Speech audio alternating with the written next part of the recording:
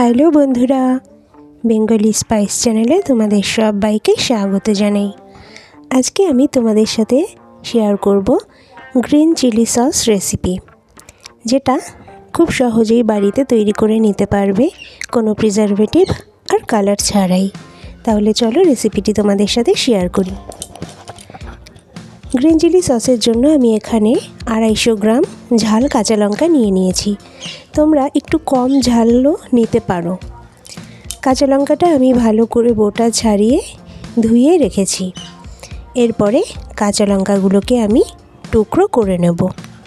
টুকরো করলে সেদ্ধ করতে খুব কম সময় লাগবে, তার জন্য আমি এখানে কাঁচা লঙ্কাগুলো টুকরো করে নিচ্ছি।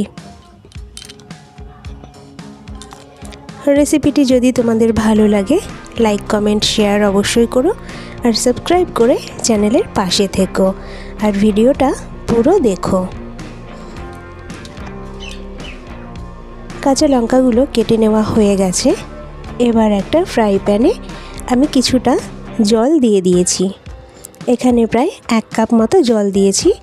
জলটা যখনই ফুটে উঠবে, জলের ভেতরে আমি দিয়ে দেব কেটে রাখা কাঁচা লঙ্কার টুকরোগুলো।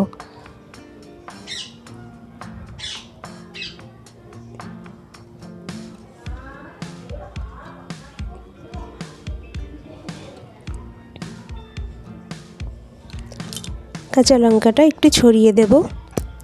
এবার এর ভেতরে দিয়ে দেব আমি একটা মিডিয়াম সাইজ আলুর অর্ধেকটা। এখানে তোমরা কিন্তু পেঁপে ব্যবহার করতে পারো। তারপরে দিয়ে দেব আমি 4-5 কোয়া রসুন, আর দিয়ে দিচ্ছি 2 ইঞ্চি আদার টুকরো। তোমরা চাইলে রসুনটা কিন্তু স্কিপ করতে পারো। আর এখানে দিয়ে দিচ্ছি 4 টেবিল চামচ ভিনিগার। এই ভিনিগারটা অ্যাড করার ফলে এই চিলি সসটা কিন্তু দীর্ঘদিন খুব ভালো থাকবে। এরপর ভালোভাবে সব কিছু মিশিয়ে দিয়ে আমি এটাকে ঢেকে রাখব।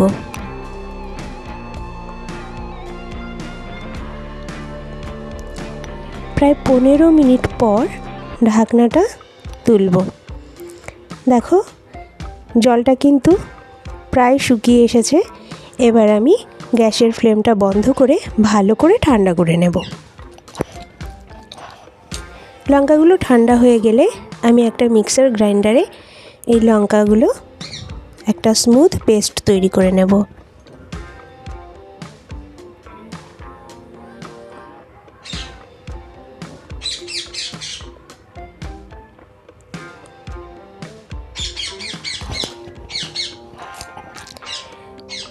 লঙ্কাগুলো পেস্ট করা হয়ে গেছে।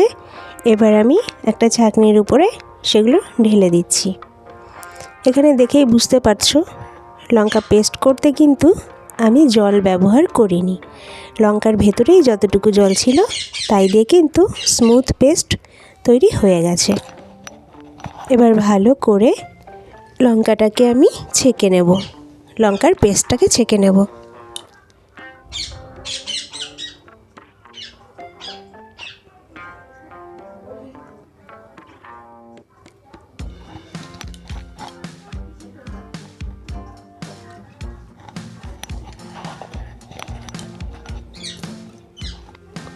লঙ্কার পেস্টটা ছেঁকে নেওয়া হয়ে গেছে। দেখো ছাঁকনিতে যেগুলো পড়ে আছে, কাঁচা লঙ্কার বীজ, খোসা আর আদার খোসা।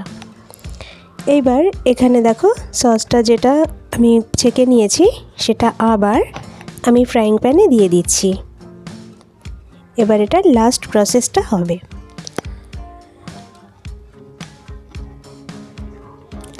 বাটিটা ধুয়ে সামান্য পরিমাণে জলও দিয়ে দিলাম। এবার গ্যাসের ফ্লেমটা অন করে আমি কন্টিনিউ সসটাকে নাড়তে থাকব।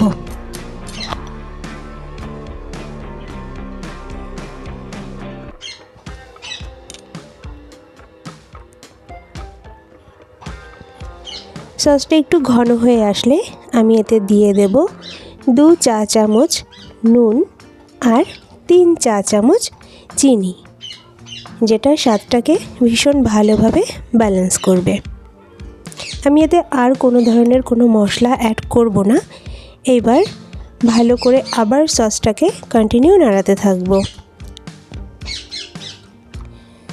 সসটা যখন অনেকটা ঘন হয়ে আসবে আর পারফেক্টলি হয়ে যাবে, তখন দেখবে এই যে খুন্তি দিয়ে নাড়ছি, খুন্তির গায়ের থেকে কিন্তু সসটা গড়িয়ে পড়ছে না, মানে সসটা কিন্তু আমাদের পুরোপুরি রেডি হয়ে গেছে। এইবার এই সসটাকে ভালোভাবে আর একটু নেড়ে চেড়ে তারপরে ঠান্ডা হতে দেব।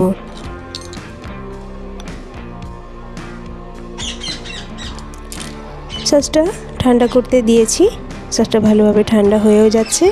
এরপরেই আমি বোতলে ঢেলে রেখে দেব। আর সসটা প্রায় 6 মাস পর্যন্ত ভালো থাকবে ফ্রিজে রাখলে। তাহলে বাড়িতে অবশ্যই ট্রাই করো। দেখা হবে পরের ভিডিওতে।